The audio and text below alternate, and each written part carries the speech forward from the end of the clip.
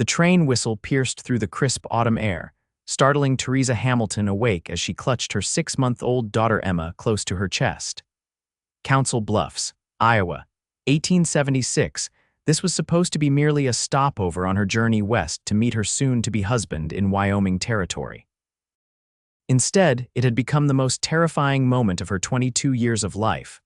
Final call, Council Bluffs Station, 15 minutes before departure to Cheyenne, the conductor shouted, his voice carrying across the wooden platform. Teresa stood shakily, adjusting her worn traveling dress while balancing Emma on her hip. Her future husband, Mr. Albert Pierce, had promised to meet her here and escort her the rest of the way to his ranch. His last letter had been clear he would be waiting at Council Bluffs Station on October 12th, wearing a black hat with a silver band. The platform was alive with activity travelers hurrying to board, porters loading luggage, families embracing in farewell. But there was no sign of a man in a black hat with a silver band looking for her. "Excuse me, sir." Teresa approached the station master, a portly man with spectacles perched on his nose. "I'm expecting to meet Mr. Albert Pierce. Has he perhaps left a message for me? Teresa Hamilton is my name." The station master checked his ledger, flipping through several pages before looking up with a sympathetic expression. "I'm afraid I have a telegram for you, Miss Hamilton." He handed her a folded piece of paper. With trembling fingers, Teresa shifted Emma to her other arm and unfolded the telegram. Miss Hamilton, stop circumstances, changed, stop arrangement, no longer suitable with child, stop journey, unnecessary, stop Pierce. The words blurred as tears filled her eyes. The telegram fluttered to the ground as the reality of her situation crashed down upon her. She had sold everything she owned to pay for this journey, responding to Mr. Pierce's advertisement for a bride after her parents died and left her alone with Emma. Her cousin had taken her in temporarily, but made it clear Teresa and the baby were unwelcome burdens. "Madam, are you catching this train?" the conductor called, watching her with impatience. Teresa faltered. She had no ticket beyond Council Bluffs, no money for a hotel, no prospects. No home to return to. Emma began to whimper, sensing her mother's distress. Teresa bounced her gently, fighting back her own tears. "Hush now, sweet girl, it will be all right." But it wouldn't be all right. They were stranded. The wind picked up, sending dust swirling across the platform as the train's whistle blew again. The other passengers had boarded, doors slamming shut along the length of the train. "Last call," the conductor shouted. Teresa's legs gave way, and she sank down onto her trunk, clutching Emma to her chest as the tears she'd been fighting finally spilled over. The baby's cries grew louder, echoing her mother's distress. "Looks like you could use a hand, madam." The deep voice startled her, and Teresa looked up through her tears to see a tall man standing before her. He wore a worn leather vest over a faded blue shirt, dusty boots, and a wide-brimmed hat that shadowed his face. His eyes, however, were visible, kind, and concerned beneath the hat's brim.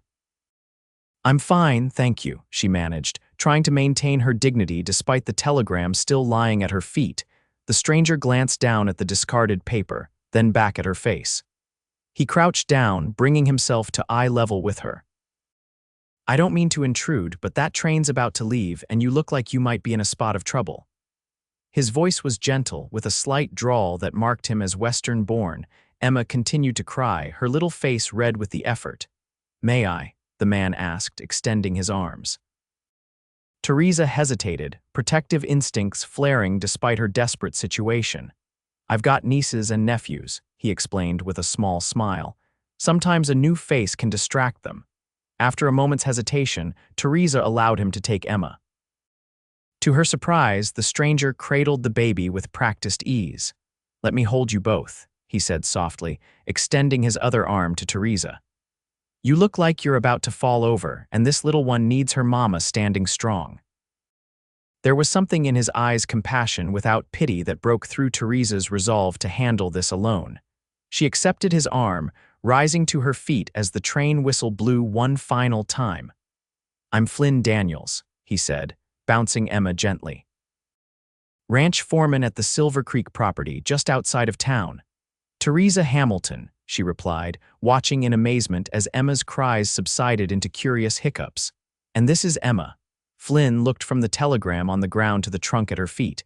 Mail order bride situation gone wrong. He asked directly, but without judgment. Teresa's cheeks burned with shame, but she nodded. He didn't know about Emma. I should have told him, but I was afraid. That he'd reject you before even giving you a chance, Flynn finished for her. Well, seems to me he's a fool. The train began to move, wheels grinding against the tracks as it pulled away from the station. Do you have somewhere to go? Flynn asked, his attention divided between Teresa and the now calming baby in his arms. No, she admitted, the single word carrying the weight of her desperation. Flynn nodded thoughtfully. The town's got a small boarding house, but it ain't cheap. There's a church that might help, but Pastor Williams is away until next week. Teresa's heart sank further. I see, or Flynn continued, you could come back to Silver Creek with me. The ranch owner's wife, Mrs. Bennett, is always looking for help with the cooking and cleaning. She'd be glad of another pair of hands, especially with the cattle drive coming up. Suspicion flared in Teresa's mind. She'd heard stories of desperate women taken in by seemingly kind strangers, only to find themselves in situations worse than the ones they'd fled. Flynn seemed to read her thoughts. It's a respectable place, Miss Hamilton. The Bennetts have 3 daughters of their own. You'd have your own room in the staff quarters, meals provided, and fair pay for honest work, at least until you figure out your next step. Emma had settled completely in Flynn's arms, her small fingers now wrapped around one of his calloused ones. Why would you help us? Teresa asked, studying his face for signs of deception. Flynn looked down at Emma, then back to Teresa with a surprising gentleness in his eyes. My sister found herself in a similar situation some years back. A good family took her in when she needed it most. I'm just passing along the favor. The platform had emptied now, leaving just the 2 of them, Emma and Teresa's trunk. I don't have many options, do I? Teresa said softly. We all have options, Miss Hamilton, Flynn replied. Some are just harder to see than others, but I'm offering you a safe one. After a moment's consideration, Teresa nodded. Thank you, Mr. Daniels, we accept your offer. Flynn smiled, the expression transforming his weather-worn face. Flynn, please, Mr. Daniels was my father. He glanced at her trunk. Is this all your luggage? Yes. Everything we own is in there, Flynn nodded. My wagon's just around the corner. Let's get you both out of this wind. As Flynn carried Emma with one arm and lifted her trunk with the other, Teresa followed, uncertain of what awaited them, but grateful not to be alone on the empty platform as the afternoon shadows lengthened across Council Bluffs. The wagon journey to Silver Creek Ranch took nearly 2 hours, following a winding dirt road that led away from Council Bluffs and into the rolling countryside. Teresa sat beside Flynn on the wagon bench, Emma now sleeping peacefully in her arms, wrapped in a warm blanket Flynn had produced from beneath the seat. It's not much farther, Flynn assured her as the wagon crested a hill, just beyond that stand of cottonwoods. Teresa nodded, too tired to respond verbally.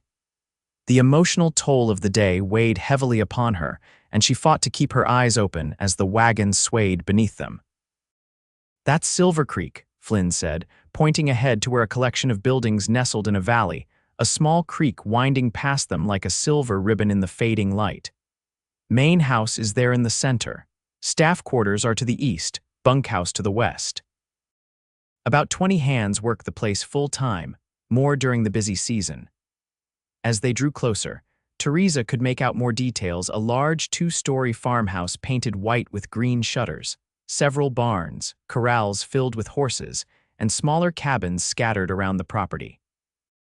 Smoke rose from the main house's chimney, a welcoming sight as the evening air grew chillier.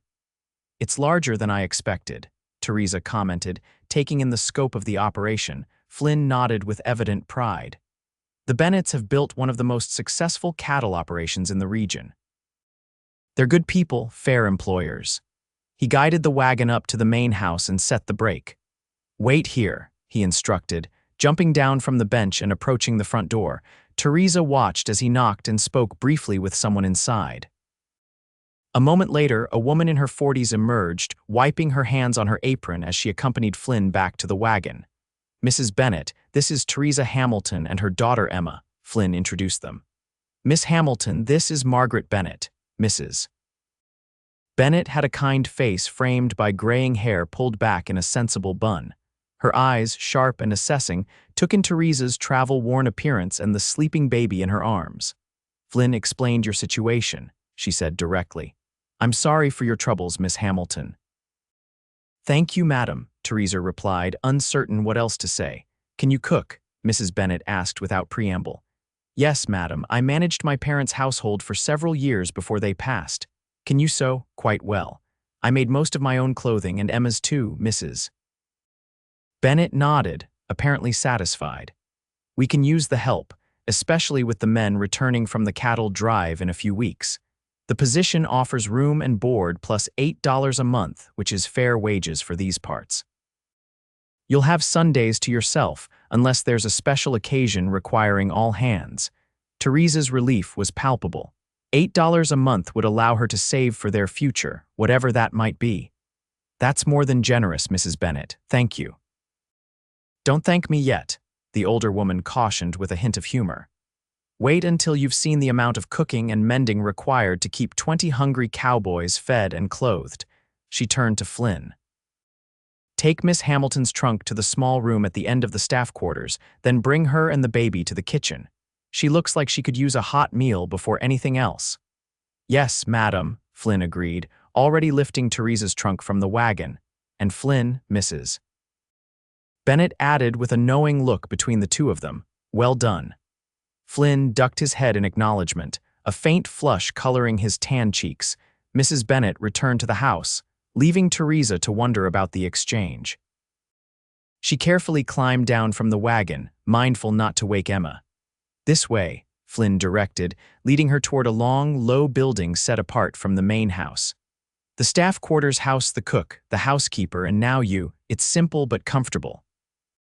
He pushed open a door at the far end of the building to reveal a small but clean room containing a narrow bed, a table with a wash basin, a rocking chair by the window, and a small chest of drawers.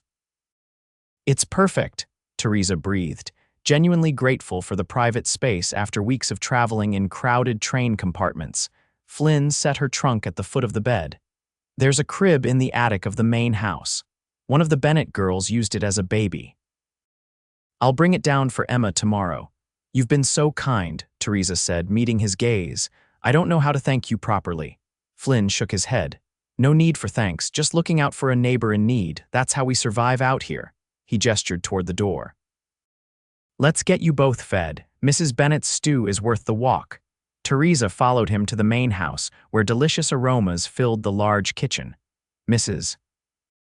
Bennet was stirring a pot on the massive cast iron stove, while a younger woman, presumably one of her daughters, kneaded dough at a flour-dusted table. This is my youngest, Clara, Mrs. Bennet introduced. Clara, Miss Hamilton will be helping with the household duties. Clara, a pretty girl of perhaps 16, smiled warmly. It'll be nice having someone closer to my age around. The other staff are all older than dirt. Clara, her mother scolded, though without real heat. Mind your manners. It's true, though, Clara defended with a laugh. Mrs. Potts is at least 60, and Ida must be 50 if she's a day. And both worth their weight in gold, Mrs. Bennet reminded her daughter before turning to Teresa. Mrs. Potts is our cook, though she's visiting her sister in Omaha this week. Ida is our housekeeper. Flynn had settled into a chair at the kitchen table, clearly at home in the space. Where's the boss tonight? He asked. Mr. Bennet rode out to check the north pasture with Tom and Samuel, Mrs. Bennet replied. They should be back before dark. She glanced at Teresa. Would you like me to hold the baby while you eat? Teresa hesitated, but Emma was beginning to stir, and the aroma of the stew was making her realize how hungry she truly was. If you wouldn't mind. Mrs. Bennet took Emma with practiced ease. It's been some years since I held one this small. My youngest grandbaby is already 3. She smiled down at Emma, who had awakened and was regarding this new face with solemn curiosity. Teresa accepted the bowl of stew Clara offered her and sat at the table across from Flynn. The first spoonful nearly brought tears to her eyes. Rich beef, vegetables, and herbs in a perfect harmony of flavors. "This is wonderful," she said sincerely. Mrs. Bennet nodded in acknowledgement of the compliment. "A ranch this size runs on good food. The men work hard, they need proper fuel." Emma began to fuss, and Teresa quickly set down her spoon to retrieve her daughter. "She's probably hungry too," she explained, embarrassed. "If I could just, of course," Mrs. Bennet said, handing the baby back. "Clara, show Miss Hamilton to the parlor where she can have some privacy." Flynn stood as they left the room, a gesture of respect that didn't go unnoticed by Teresa. Once in the parlor, she settled into a comfortable chair to feed Emma while Clara tactfully excused herself. Through the partially open door, Teresa could hear the low murmur of conversation from the kitchen. "Seems a decent sort," Mrs. Bennet was saying. "She is," Flynn's voice replied. "That Pierce fellow's a fool for turning them away sight unseen. Well, his loss may be our gain. We've needed extra help since Anna married and moved to her husband's farm." There was a pause before Flynn spoke again, his voice too low for Teresa to make out the words clearly. "That's your business," Mrs. Bennet responded. "But tread carefully, Flynn.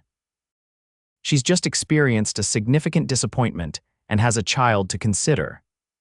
Teresa felt her cheeks warm, realizing they were discussing her. She focused on Emma, stroking her soft cheek as the baby nursed, pushing away thoughts of what Mrs. Bennet might have meant by her warning to Flynn. When Emma finished, Teresa adjusted her clothing and returned to the kitchen, where Flynn was pulling on his hat. "I need to check on a new foal," he explained. "But I'll see you in the morning, Miss Hamilton." "Thank you again, Mr. Daniels," she replied formally, aware of Mrs. Bennet's watchful gaze. Flynn tipped his hat and departed through the back door, leaving Teresa with the Bennet women. "You must be exhausted," Mrs. Bennet observed. "We can discuss your duties in the morning. For now, get some rest." "Thank you, Mrs. Bennet, for everything." The older woman's expression softened. "Life has a way of taking unexpected turns, Miss Hamilton. Sometimes those turns lead us exactly where we need to be, even if it isn't where we thought we were heading." With those words of wisdom echoing in her mind, Teresa returned to her new room, settled Emma in the center of the bed surrounded by pillows to prevent her from rolling off, and finally allowed herself to process the whirlwind of the day's events. From the crushing disappointment at the train station to the unexpected kindness of Flynn Daniels and the Bennets, it had been a day of extreme emotions. As she lay beside her sleeping daughter in the unfamiliar room, listening to the night sounds of the ranch distant cattle lowing, a horse nickering in the stable, the soft rustle of wind in the cottonwoods outside her window, Teresa offered a silent prayer of gratitude. They were safe, they had shelter, and tomorrow would bring a new beginning. Whether that beginning would include more interactions with the kind-eyed ranch foreman remained to be seen, but as exhaustion claimed her, Teresa found herself hoping it would. The following weeks established a rhythm to Teresa's new life at Silver Creek Ranch. She rose early each morning, tended to Emma, and then joined Mrs. Potts, who had returned from Omaha, in the kitchen to help prepare breakfast for the ranch hands. The work was demanding but satisfying, and Teresa found herself adapting quickly to the routines of ranch life. Emma became the darling of the household. Even the gruffest cowboys would soften when the baby smiled or reached for them. Mrs. Bennet proved to be a kind employer, patient with Teresa as she learned the specific ways things were done at Silver Creek, and generous with advice about raising Emma. Flynn Daniels remained a steady presence. Though his duties as foreman kept him busy across the vast ranch property, he always found time to check on Teresa and Emma. He brought the promised crib down from the attic the day after their arrival, carefully sanding and refinishing it before placing it in Teresa's room. When he learned that Emma was teething, he returned from a trip to Council Bluffs with a carved wooden teething ring. These small kindnesses did not go unnoticed by Teresa, nor by the other women of the household, who exchanged knowing glances whenever Flynn appeared at the kitchen door around mealtimes, ostensibly to discuss ranch business with Mr. Bennet. On a crisp November morning, nearly a month after her arrival at Silver Creek, Teresa was hanging laundry on the line behind the staff quarters when Flynn approached, leading his chestnut gelding by the reins. "Morning, Miss Hamilton," he called, tipping his hat. "Fine day, isn't it?" Indeed it is, Mr. Daniels, she replied, suppressing a smile at their continued formality. Despite weeks of daily interaction, neither had suggested moving to a first-name basis outside of private conversations. Emma sat nearby on a blanket, playing with wooden spools Ida had given her. She squealed with delight at the sight of Flynn, raising her arms in a clear request to be picked up. Flynn obliged, scooping the baby up and settling her on his hip with practiced ease. "And how's my favorite little lady today?" he asked, his voice softening as it always did when he spoke to Emma. "She's been trying to crawl," Teresa informed him, pinning a sheet to the line. "She gets up on her hands and knees, rocks back and forth, but then flops over in frustration," Flynn chuckled. "Determination runs in the family, I see." Teresa paused, a shirt in her hands. "It's necessary for survival, I've found." Something in her tone made Flynn study her face more closely.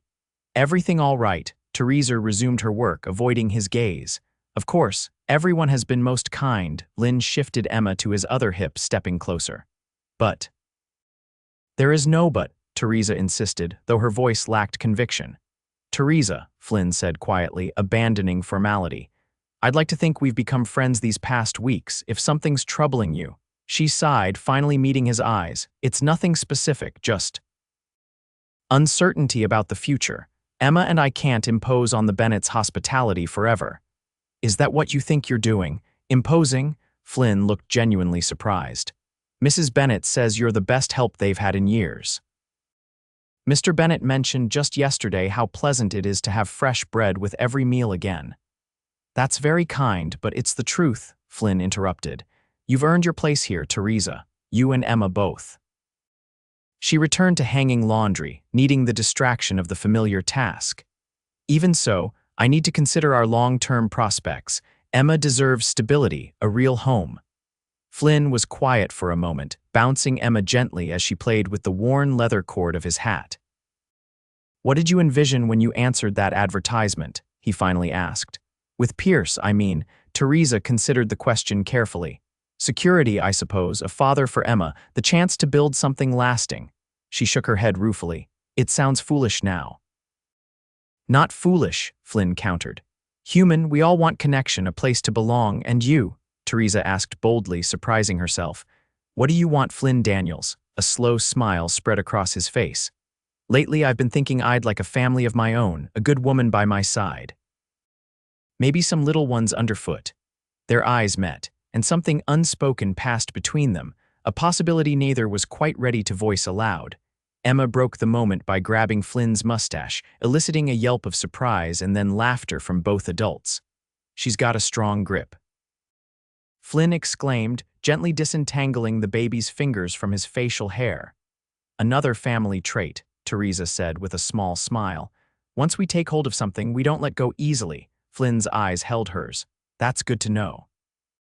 The sound of hoofbeats interrupted their exchange as 3 riders approached from the direction of the main house. "Ah, there you are, Daniels," called Mr. Bennett, a barrel-chested man with graying hair and a full beard. "We've been looking for you." Beside him rode 2 other men Teresa didn't recognize, both wearing trail dust and serious expressions. Flynn handed Emma back to Teresa, his demeanor shifting to business-like efficiency. "What's wrong, sir?" "Telegram from Sheriff Miller in Council Bluffs," Mr. Bennett replied. "There's been trouble with the Carson gang. They robbed the bank in Missouri Valley yesterday, killed 2 people. Sheriff thinks they might be heading this way." Teresa clutched Emma closer, fear spiking through her at the mention of violence. "The Carsons," Flynn's expression hardened. "I thought they were operating further south."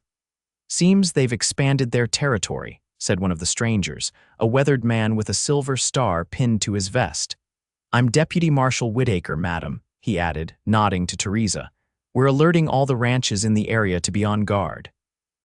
Flynn turned to Teresa, his voice low and reassuring. "Don't worry. The Carsons target banks and stagecoaches, not ranches. This is just a precaution." "All the same," Mr. Bennett interjected, "I want the women and children staying close to the main house for the next few days. No unnecessary trips to town, and we'll post extra guards at night." Flynn nodded. "I'll organize the men, sir." "See that you do," Mr. Bennett replied. The Carsons are desperate men, and desperate men make dangerous choices. The riders continued on toward the bunkhouse, leaving Teresa and Flynn alone again. I should finish this laundry and get back to the main house, Teresa said, her earlier ease replaced by nervous energy. Flynn placed a gentle hand on her arm. Teresa, please don't fret. We've dealt with rumors of outlaws before. The ranch is well protected. I'm not afraid for myself, she admitted, but Emma. Nothing will happen to either of you, Flynn promised, his voice dropping to a fierce whisper. Not while I have breath in my body. The intensity in his eyes both comforted and unsettled her.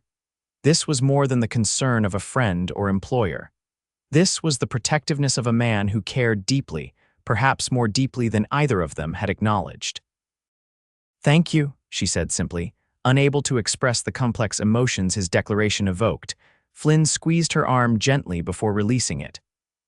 I need to go organize the men. Stay close to the house, all right? Teresa nodded, watching as he mounted his horse and rode toward the bunkhouse. The peaceful routine of the ranch had been disrupted, and a shadow of apprehension now hung over Silver Creek. That evening, the atmosphere in the main house was tense. Extra rifles had been distributed among the ranch hands, and pairs of men took shifts patrolling the property perimeter. Dinner was a subdued affair, with Mr. Bennett and Flynn discussing security measures while the women listened anxiously. We've sent word to the neighboring ranches, Flynn explained as he accepted a second helping of stew from Mrs. Potts. Everyone's on alert. If the Carsons show their faces anywhere within 20 miles, we'll know about it. Good, Mr. Bennett grunted. 5 men will maintain regular shifts tonight. I want someone watching the approaches to the ranch at all times. Already arranged, sir, Flynn confirmed. Tom and I will take the midnight shift. Teresa, who had been quiet throughout the meal, spoke up hesitantly. Is there anything we should do? The women, I mean. Mrs. Bennett answered before her husband could. We keep the doors locked and the shotgun loaded, just like always. Teresa's eyes widened at the casual mention of weapons, reminding her again of how different life on a Wyoming ranch was from her previous existence in Pennsylvania. Can you shoot, Miss Hamilton? Mr. Bennett asked directly. No, sir, she admitted. My father never allowed guns in our home. Mr. Bennett exchanged a look with his wife. Margaret, perhaps you should show Miss Hamilton the basics tomorrow, just in case. Mrs. Bennett nodded. Of course, though I pray she'll never need such knowledge. As do we all, Flynn agreed solemnly. But it's better to have skills you never use than to need skills you never learned. Later, after Emma was asleep in her crib and the house had quieted, Teresa stood at her window, looking out into the darkness. The moon was nearly full, illuminating the ranch buildings with silver light. She could make out the silhouettes of 2 men on horseback near the main corral guards, keeping watch against the threat that might or might not materialize. A soft knock at her door startled her. Who is it? She called softly, mindful of Emma's slumber. It's Flynn. She opened the door to find him standing in the dim hallway, hat in hand. I'm about to start my watch shift, he explained in a low voice. I wanted to check on you first, make sure you're all right. Teresa stepped into the hallway, pulling her shawl tighter around her shoulders. We're fine. Emma's sleeping peacefully. Flynn nodded, relief evident in his expression. Good, that's good. They stood in silence for a moment, the air between them charged with unspoken words. Flynn, Teresa began hesitantly, is it really necessary for you to stand guard tonight? Surely the younger men could. I wouldn't ask them to do something I wasn't willing to do myself, he interrupted gently. That's not leadership. She smiled despite her concern. You sound like my father. He always said a true leader serves alongside those he leads. Your father sounds like a wise man. He was. Teresa sighed, memories of her late parents bringing a familiar ache. I wish he could have met Emma. Flynn's expression softened. He would have been proud of how you're raising her, how strong you've been through all this. I haven't felt strong, she confessed. Most days I feel like I'm barely keeping my head above water. That's what strength is, Teresa, continuing to swim even when the current's against you. His understanding touched something deep within her, a recognition of shared values that transcended their different backgrounds. Please be careful tonight, she whispered, surprising herself with the depth of emotion in her voice. Flynn's eyes held hers. I promise. He hesitated, then reached out to brush a stray lock of hair from her face, his fingers lingering against her cheek. Get some rest, I'll see you at breakfast. As he turned to leave, Teresa impulsively caught his hand. Flynn, he looked back, question in his eyes. Thank you. Not just for tonight, but for everything, for seeing something worth saving in us at that train station. Flynn's fingers tightened around hers. I saw a brave woman who deserved a chance. I still do. With that, he released her hand and walked away down the hallway, leaving Teresa with a fluttering heart and the growing certainty that her feelings for Flynn Daniels had progressed far beyond gratitude. The Carson gang never appeared at Silver Creek Ranch. After 3 tense days, word came from Council Bluffs that the outlaws had been spotted crossing into Nebraska territory, apparently heading south. The extra security measures were relaxed, and life at the ranch returned to its normal rhythms. As November gave way to December, preparations for Christmas began in earnest. The main house was decorated with pine boughs and red ribbons, and Mrs. Bennett organized a baking day during which Teresa learned to make the traditional Wyoming Christmas cookies that the Bennett family had enjoyed for generations. Emma thrived in the ranch environment, growing stronger and more curious each day. She mastered crawling at last and developed a habit of following Flynn whenever he entered a room, much to everyone's amusement. She's got good taste in men, your daughter, Mrs. Bennett remarked one afternoon as they watched Emma determinedly pursuing Flynn across the parlor floor. Teresa blushed. She's just fascinated by his boots. The sound they make on the floorboards catches her attention. Mrs. Bennett gave her a knowing look. Is that what draws your attention too, his boots, Mrs. Bennett? Teresa exclaimed, embarrassed by the direct question. The older woman laughed. My dear, I'm not blind. Neither is anyone else on this ranch, the way you two look at each other. Well, it reminds me of how James and I were in our early days. Teresa focused on her mending, unsure how to respond. Her feelings for Flynn had indeed grown, but she hesitated to name them, even to herself. After the disastrous outcome with Mr. Pierce, she was wary of trusting her heart too quickly. Flynn is a good man, Mrs. Bennett continued more seriously. One of the best I know. He's worked for us since he was 17, rose from stable boy to foreman through hard work and honest dealing. James trusts him implicitly, and so do I. I know he's a good man, Teresa acknowledged softly. But, Mrs. Bennett prompted, Teresa set down her sewing. But I have Emma to consider. I can't afford to make another mistake.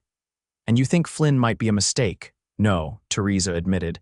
That's what frightens me. I don't think he would be. Mrs. Bennett patted her hand. Love is always a risk, my dear.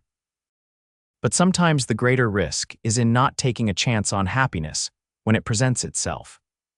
Their conversation was interrupted by Flynn scooping Emma up from the floor, the baby's delighted giggles filling the room as he swung her gently through the air. I think someone's ready for her afternoon nap, he announced, bringing Emma back to Teresa. She's been chasing me for half an hour. Thank you, Teresa said, taking Emma from his arms. Their fingers brushed in the exchange, a brief touch that nonetheless sent warmth spreading through her. Actually, I came to ask you something, Flynn said, suddenly looking uncharacteristically nervous. If you're free this Sunday afternoon, I thought you and Emma might like to join me for a sleigh ride. The snow's perfect for it, and I thought Emma might enjoy seeing the countryside. Teresa's heart skipped a beat at the invitation, their first outing together that wasn't related to ranch work. That sounds lovely, she replied, trying to keep her voice steady. Emma has never been in a sleigh before. Flynn's face brightened. Excellent. I'll bring the sleigh around after Sunday dinner. About 2 o'clock. We'll be ready, Teresa promised. As Flynn left the room, Mrs. Bennett gave Teresa a significant look. Not a mistake, she said quietly. Not at all. Sunday arrived with perfect sleighing conditions, several inches of fresh snow covering the ground, bright sunshine, and just enough chill in the air to make wool blankets welcome but not desperately necessary.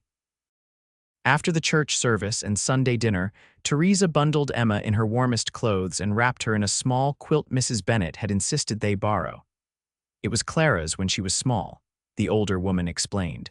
Good Wyoming wool, much warmer than anything from back east. When they emerged from the house, Flynn was waiting with a beautifully maintained cutter sleigh pulled by his chestnut gelding, Rusty. The sleigh gleamed with fresh red paint, its brass fittings polished to a high shine, and the horse was adorned with bells that jingled merrily with every movement. "Oh," Teresa exclaimed in delight. "It's beautiful, Flynn." He helped her into the sleigh, then carefully took Emma from her arms while she arranged the heavy fur lap robe. "This belonged to Mr. Bennett's father," Flynn explained, handing Emma back and climbing in beside them. "We only use it for special occasions." The significance of his words that this outing with her and Emma constituted a special occasion was not lost on Teresa. Flynn clicked his tongue, and Rusty set off at a brisk trot, the bells creating a cheerful rhythm as they glided across the snow-covered landscape. Emma, initially startled by the motion and sound, soon began to laugh, her small mittened hands reaching out as if trying to catch snowflakes. "I think she approves," Flynn observed, smiling at the baby's obvious enjoyment. "She loves new experiences," Teresa replied. "She's fearless that way." "Like her mother," Flynn said softly. Teresa glanced at him in surprise. "Me, I'm hardly fearless, aren't you?" He guided Rusty around a bend in the trail.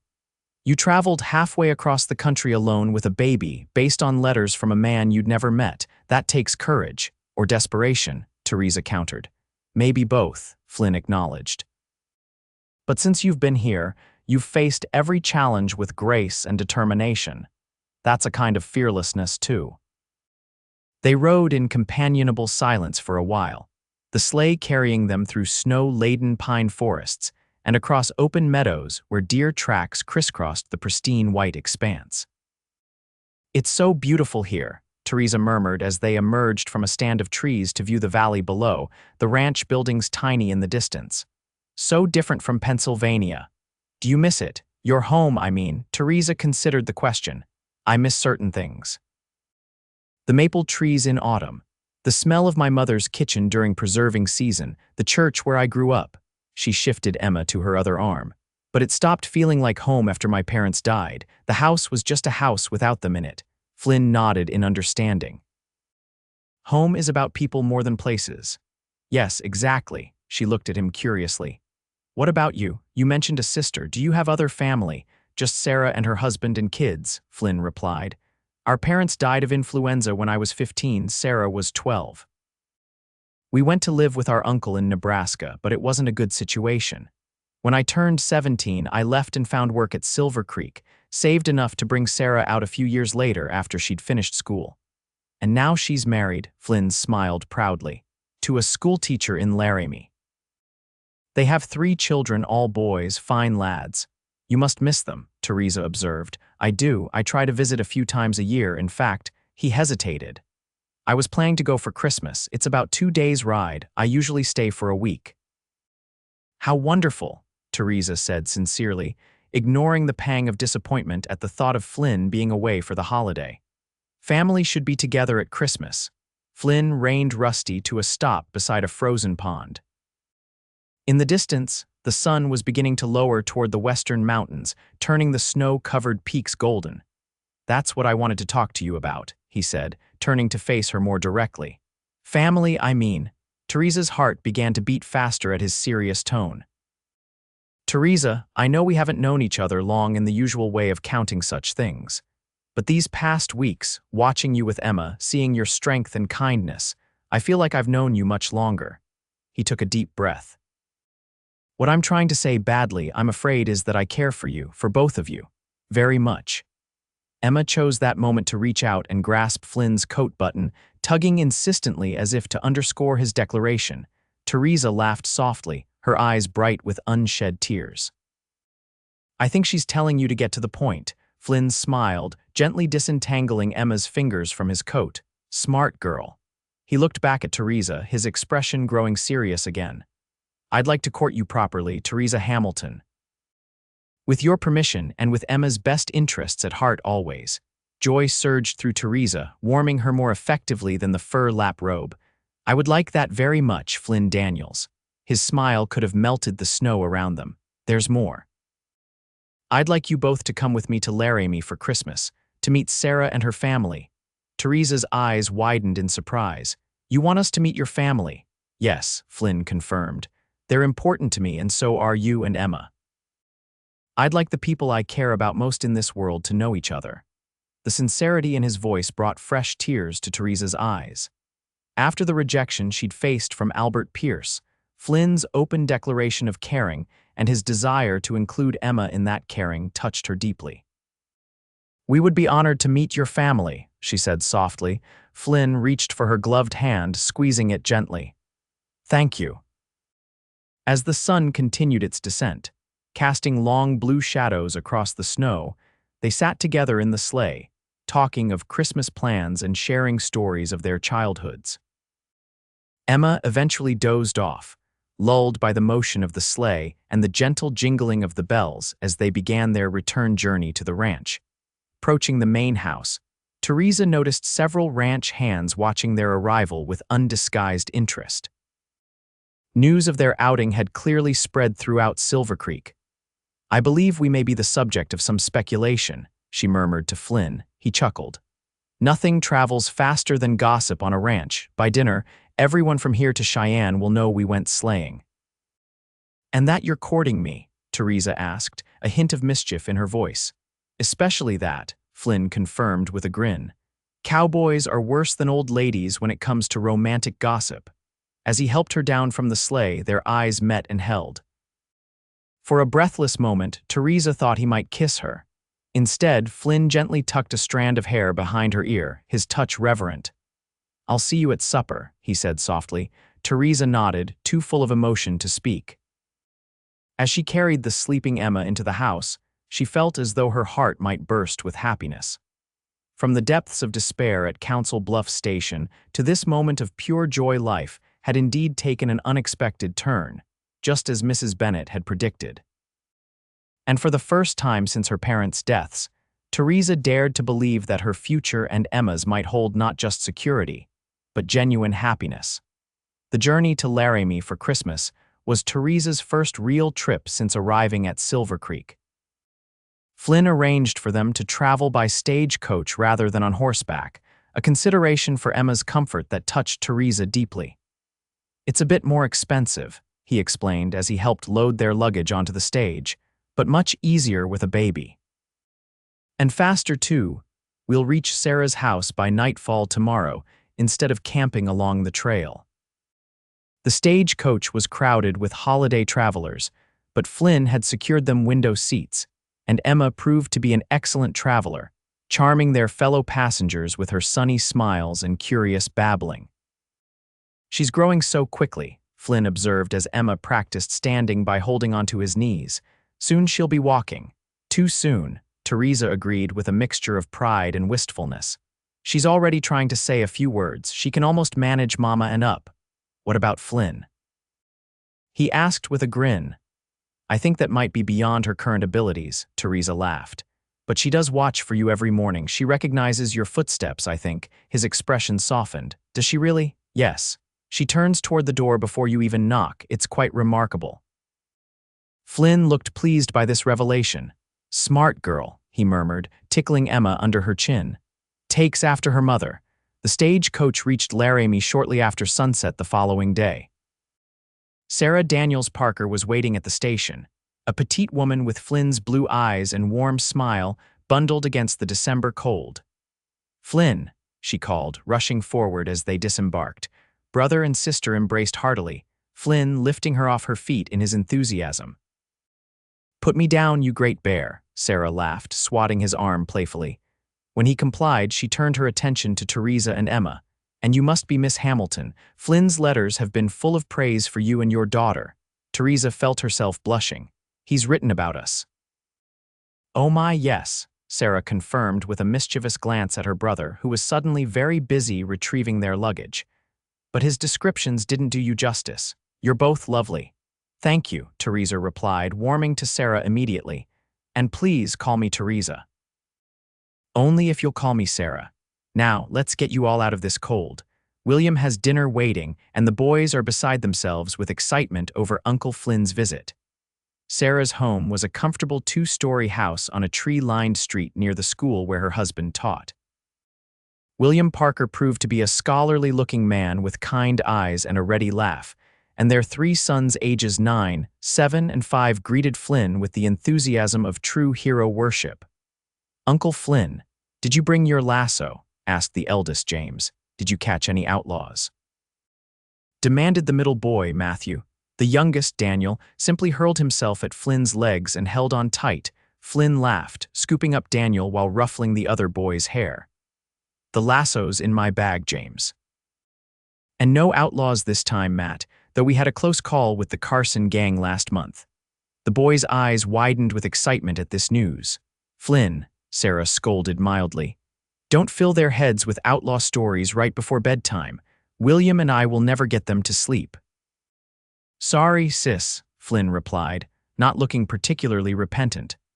"How about I tell you about the new foals instead, boys? We had 7 born this fall at Silver Creek." This compromise seemed acceptable to all parties, and the evening proceeded pleasantly with a hearty meal, stories of ranch life, and eventually the Parker boys' reluctant departure for bed, each insisting on a good-night hug from Uncle Flynn and his special friends, as they decided to call Teresa and Emma. Once the children were settled, the adults gathered in the parlor. William produced a bottle of good whiskey, pouring small glasses for himself, Flynn, and Sarah. After a moment's hesitation, Teresa accepted one as well. "To family," William toasted, raising his glass. "Both by blood and by choice." "To family," the others echoed, and Teresa felt a warm glow of inclusion as Flynn's hand found hers, their fingers intertwining naturally. Later, after Sarah had shown Teresa to the guest room where a small trundle bed had been prepared for Emma, the 2 women lingered, getting to know each other better. "Flynn tells me you're quite the accomplished cook," Sarah said as she helped Teresa unpack Emma's things. "He mentioned your apple pies specifically." Teresa smiled. "My mother's recipe. Flynn seems to have a particular fondness for them. I've made 3 in the past month." "He was always partial to apple desserts," Sarah confirmed. "Our mother used to make apple dumplings for his birthday every year." "I didn't know that," Teresa said thoughtfully. "He doesn't speak much about your parents." Sarah's expression grew somber. "It's still difficult for him, I think. He took their deaths hard, blamed himself for not being able to save them. And then he had to grow up so quickly, taking responsibility for me when he was barely more than a boy himself." "He mentioned your uncle wasn't kind," Teresa ventured carefully. Sarah's mouth tightened. "That's putting it mildly." "Uncle George was our father's brother, a bitter man who resented having 2 more mouths to feed. He worked Flynn nearly to death on that farm and, well, he could be cruel when he drank, which was often." "Oh, Sarah, I'm so sorry." "It was a long time ago," Sarah said with a small shrug. "Flynn protected me from the worst of it. He always has protected those he cares about, sometimes at great cost to himself." Teresa thought of Flynn standing guard that night when the Carson gang had threatened the area, of his immediate offer of help at the train station when he saw her in distress, of his gentle care with Emma. "Yes," she agreed softly. "That's his nature, isn't it?" Sarah studied her thoughtfully. "You care for my brother." It wasn't a question, but Teresa answered anyway. "Very much." "Good." Sarah smiled, satisfaction evident in her expression. "Because I've never seen him look at anyone the way he looks at you and Emma, like you're the sunrise after the longest night of the year." The imagery brought tears to Teresa's eyes. "We've both known long nights, I think. Flynn saved us that day at the station. I don't know what would have become of us if he hadn't appeared when he did." "Perhaps," Sarah acknowledged. "But from what Flynn tells me, you've saved something in him too. A part of his heart he'd kept walled off for a very long time." Before Teresa could respond, Emma stirred in her makeshift bed, whimpering softly in her sleep. Both women turned their attention to the baby, the moment of deep conversation passing as they ensured Emma was comfortable. "I should let you rest," Sarah said, moving toward the door. "It's been a long journey for you both." "Thank you for welcoming us into your home," Teresa replied sincerely. "It means a great deal to us." Sarah paused, her hand on the doorknob. "Flynn is the best man I know, Teresa. He deserves happiness. I think you and Emma might be that happiness." With those words, she slipped out. leaving Teresa to ponder the responsibility and privilege of holding Flynn Daniels' heart in her hands. Christmas with the Parkers was everything Teresa had hoped it would be: warm, joyful, and filled with the kind of family traditions she wanted to establish for Emma. The Parker boys included Teresa in their activities, as though she'd always been part of their circle, teaching her to build snow forts and pulling Emma around on a small sled Flynn had carved for her as a Christmas gift.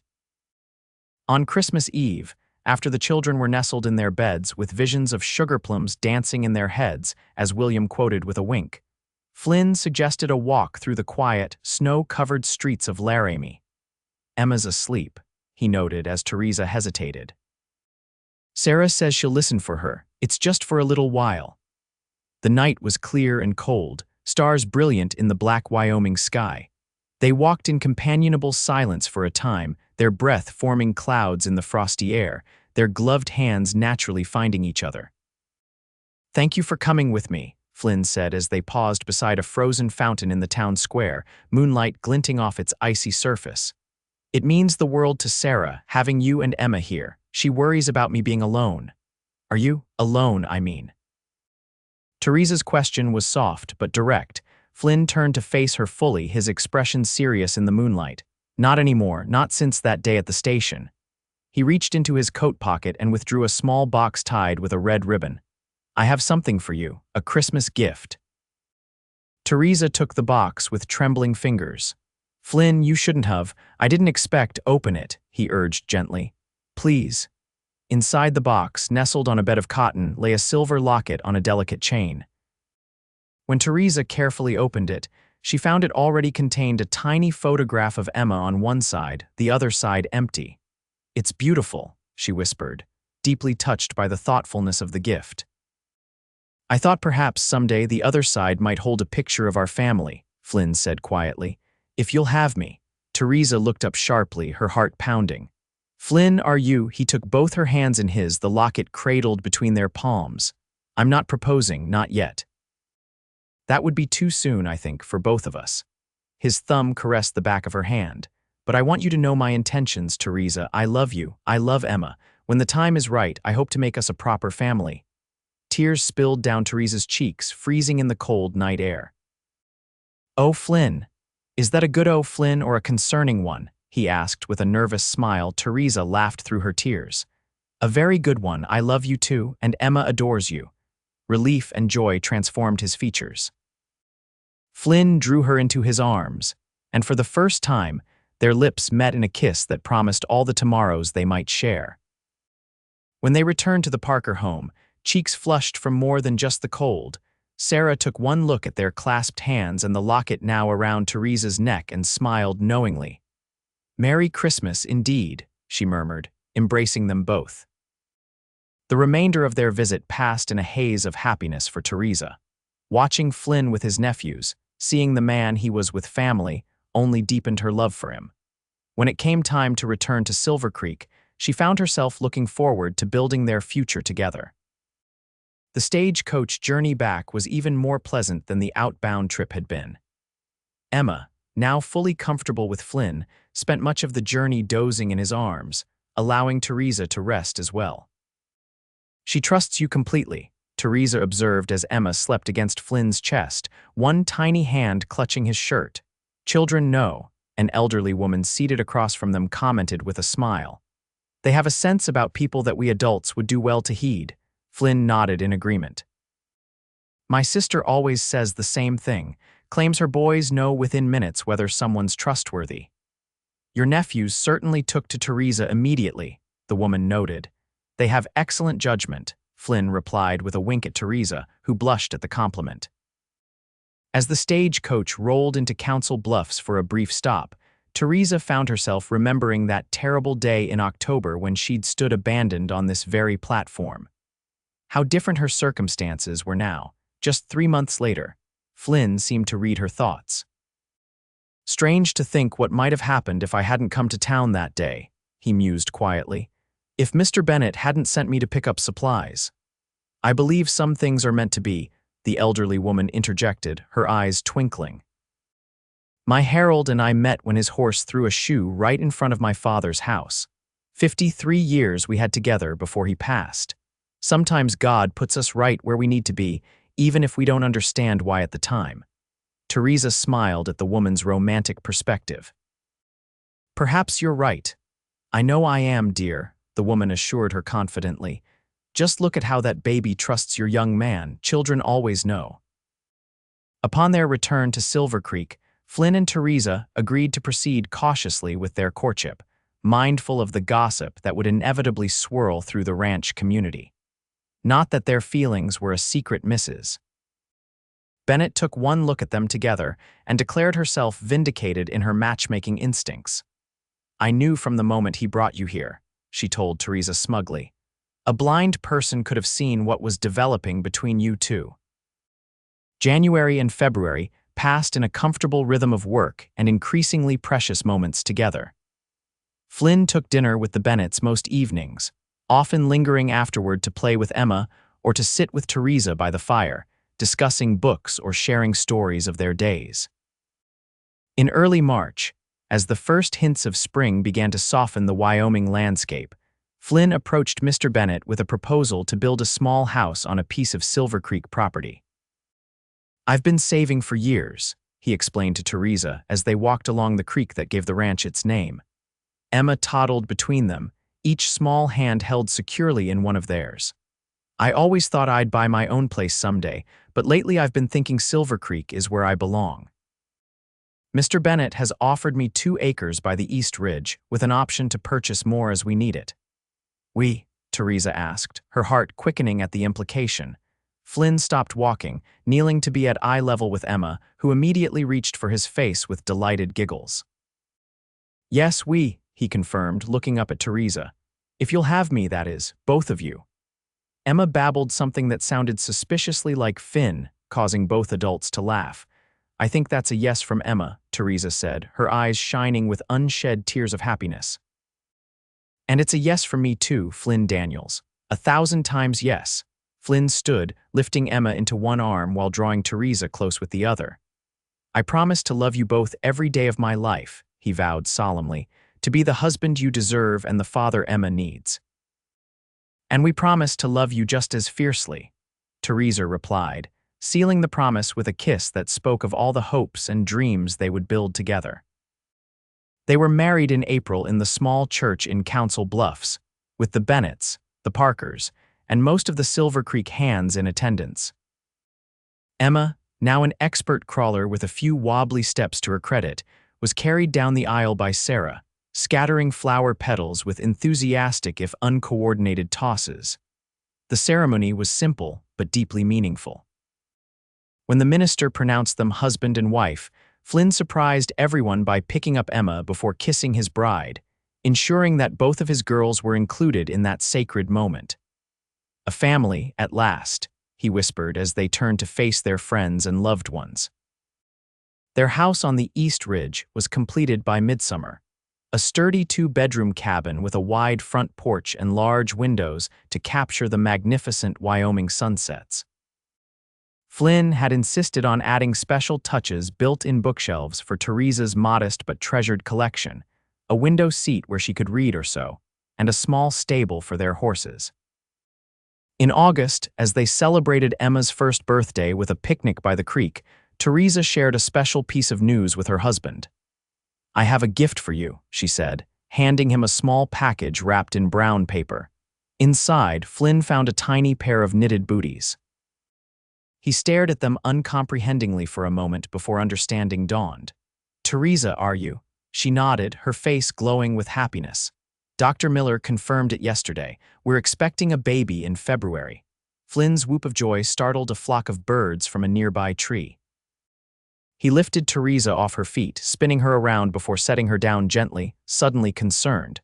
Should I be doing that in your condition? Teresa laughed. I'm perfectly fine, Flynn. Women have been having babies since the beginning of time. Not my baby, he countered, his hands gentle on her still flat stomach. Not our baby. Emma, not to be left out of the celebration, toddled over with her arms raised in the universal signal to be picked up. Up, Flynn obliged, settling her on his hip. What do you think, Miss Emma? ready to be a big sister. Emma's response was to pat his cheek and declare "Papa," the word she had mastered just a week earlier, to Flynn's eternal delight. Teresa watched her husband and daughter together, her heart so full it felt it might burst. From that moment of despair at Council Bluffs Station to this perfect happiness, the journey had been remarkable. As if reading her thoughts, Flynn reached for her hand. "Remember what that lady on the stagecoach said, about God putting us where we need to be." Teresa nodded, squeezing his fingers. "I think of that often, how close we came to never meeting, if Albert Pierce hadn't rejected us, if you hadn't come to town that day. If you hadn't been brave enough to start over," Flynn added. "If I hadn't listened to the voice telling me to speak to the crying woman on the platform." "So many ifs," Teresa agreed. Flynn drew her close, creating a circle with Emma between them. "But only one certainty, that I will love you both and this new little one for all the days of my life." As the sun began its descent behind the mountains, casting golden light across the Wyoming landscape they now called home, Teresa silently echoed her husband's promise. Their story, which had begun in abandonment and despair, had transformed into one of hope, courage, and abiding love, proof that sometimes the most beautiful journeys start from the most unlikely places.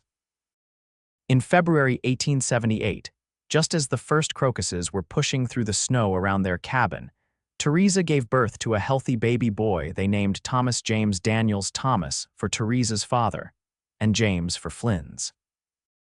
Emma, now 19 months old and thoroughly enjoying her role as big helper, appointed herself Thomas's special guardian, insisting on being nearby whenever he was awake. "She's going to be a wonderful big sister," Flynn observed one evening as they watched Emma carefully arranging her wooden blocks next to Thomas's cradle. "Look how gentle she is with him." "She's copying you," Teresa replied with a smile. "She watches everything you do with him." Flynn's expression softened as he gazed at his family, his daughter, not of his blood but completely of his heart, his infant son, with Teresa's dark hair and his own blue eyes, and his wife, whose courage and love had transformed his life in ways he could never have imagined. "What are you thinking about?" Teresa asked, noting his contemplative expression. "How lucky I am," Flynn answered simply. "How grateful that I happened to be at that train station on that particular day." Teresa leaned against his shoulder, contentment washing over her. "Not luck," she corrected softly. "Providence." As spring blossomed into summer and summer mellowed into fall, the Daniels family thrived in their home on the ridge. Flynn continued his work as foreman at Silver Creek, his reputation for fair dealing and hard work spreading throughout the territory. Teresa, balancing the demands of two small children, still found time to bake her famous apple pies for the ranch hands and to tend the kitchen garden that now provided much of their produce. In the evenings, they would often sit on their front porch, Flynn playing his harmonica while Teresa sang, and the children listened in fascination. These simple moments family gathered together as the sun painted the Wyoming sky in spectacular colors were the ones they treasured most. Life wasn't without challenges, of course. The harsh Wyoming winters tested their resilience. A drought in the summer of 1879 threatened the cattle and dried the creek to a trickle. When scarlet fever swept through the region in 1880, they nursed both children through frightening fevers, keeping vigil by their bedsides until the crisis passed. But through it all, the foundation they had built of love, trust, and mutual respect sustained them. And their family continued to grow, with the addition of daughter Sarah Margaret in 1881 and son William Flynn in 1884. On a golden afternoon in October 1886, exactly 10 years after their fateful meeting at Council Bluffs Station, Flynn and Teresa stood on their front porch, watching their 4 children playing in the yard. Emma, now 10, and growing into a thoughtful young lady with her mother's gentle spirit, was teaching 6-year-old Sarah how to jump rope. Thomas, 8, and the spitting image of his father, was helping 4-year-old William build a fort from scrap lumber, his patience with his younger brother evident in his careful instructions. 10 years, Teresa marveled, leaning against Flynn's solid presence. Sometimes it seems like yesterday, and sometimes it feels like we've always been together. Flynn wrapped his arm around her waist, drawing her closer. Best decade of my life, no contest. Even with all the sleepless nights, childhood illnesses, and that terrible drought. Even with all that, he confirmed. Because I faced it with you. Teresa smiled up at her husband, seeing the same steadfast love in his eyes that had given her hope on that desperate day at the train station. His hair now had threads of silver at the temples, and the Wyoming sun had etched fine lines around his eyes, but to her, he was more handsome than ever, his face now a map of their shared life and experiences. I have something for you, she said, reaching into her apron pocket. An anniversary gift. She pressed a small object into his hand, the silver locket he had given her that Christmas in Laramie, now showing signs of daily wear from years around her neck. Open it, she instructed softly. Flynn complied, expecting to see the familiar pictures of Emma as a baby on one side and the family portrait they'd had taken in Cheyenne on the other. Instead, he found a new photograph, all 6 of them together, taken just last month when a traveling photographer had visited the ranch. Turn it over, Teresa whispered. Engraved on the back were the words, "Let me hold you both, FD." 1876. Flynn's eyes filled with tears as he read the inscription. You remembered the exact words. How could I forget? Teresa asked. They changed my life, our lives. Flynn closed his hand around the locket, then pulled Teresa into a tender embrace. I love you, Teresa Daniels, more with each passing day. And I love you, Flynn Daniels, today, tomorrow, and all the days to come. As the Wyoming sun began its descent behind the mountains, painting the sky in brilliant oranges and pinks, their children's laughter floated up from the yard, the sweetest music to their ears, and a constant reminder of how a single moment of compassion at a train station had blossomed into a lifetime of love. Emma eventually paused in her play, looking up at her parents embracing on the porch. Papa, Mama, come play with us, she called, her voice carrying across the yard. Flynn and Teresa exchanged a smile before descending the porch steps hand in hand, ready to join their children in the simple joy of family togetherness, the greatest blessing that had emerged from that long-ago day when a mail-order bride was left at the station with a baby, until a cowboy said, "Let me hold you both."